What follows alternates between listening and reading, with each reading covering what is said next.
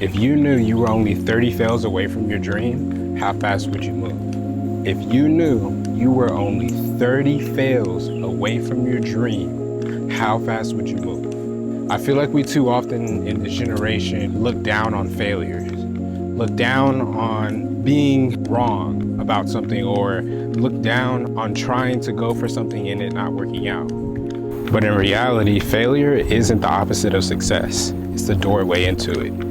And that's something that we have to recognize for ourselves, because it's something that we're not really be able to achieve until we fully be able to allow ourselves to see who we are in the moment. It's time that we actually change our perspective on what failure is, because failure isn't a bad thing. Failure just means that you tried.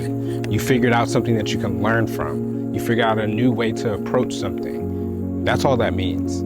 But it's crazy how different that we would think if we knew that if it was a certain amount of failures that we had left before we reached our dream, how hard we would all go for it, right? And that's the crazy part, because in Romans 8:28, it says, "For all things work together for the good of those who love God." So basically just meaning that even your failures are actually shaping you for what God has prepared for you already.